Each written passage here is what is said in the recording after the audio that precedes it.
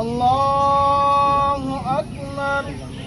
আসসালামু আলাইকুম ওয়া ৰাহমাতুল্লাহ। আসসালামু আলাইকুম ওয়া ৰাহমাতুল্লাহ। আৰ যদি কিবা দেওনা পাওনা থাকে তেখেতৰ আপোনালোকে জানে তেখেতৰ আত্মীয় স্বজন আব্বা দাদা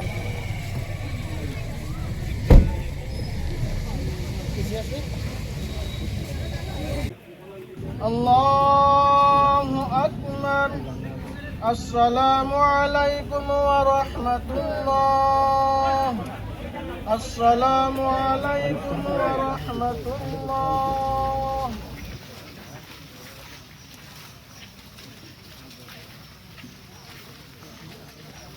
আল্লাহু আকবার। আসসালামু আলাইকুম ওয়া রাহমাতুল্লাহ। আসসালামু আলাইকুম ওয়া রাহমাতুল্লাহ।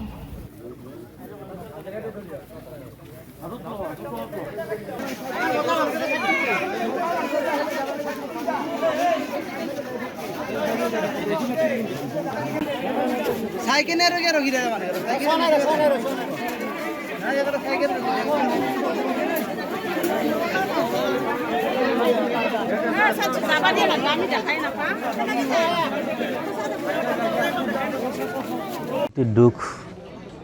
দুখৰ ভাষা নাই।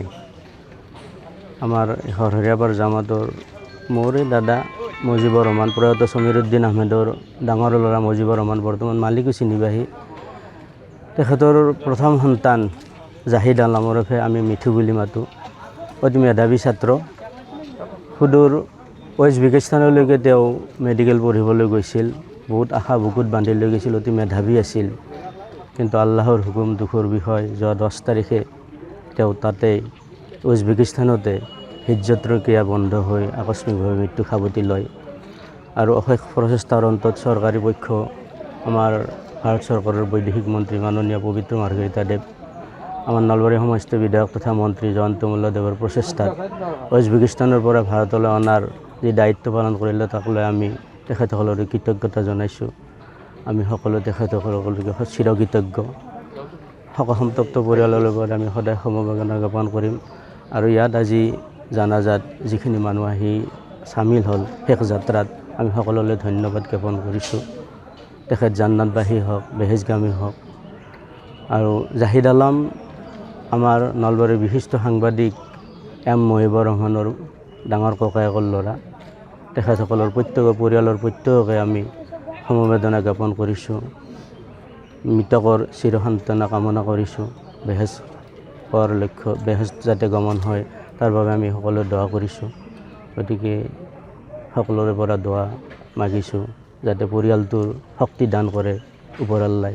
এই শোকত তেওঁলোকে শোকত অতিক্ৰম কৰাৰ কাৰণে, এই শোক বুকুত বান্ধি লৈ আগবাঢ়ি যোৱাৰ কাৰণে যাতে শক্তি পায় তাৰ কাৰণে আমি দোৱা কৰিছোঁ। ইনশাআল্লাহ এইখিনি।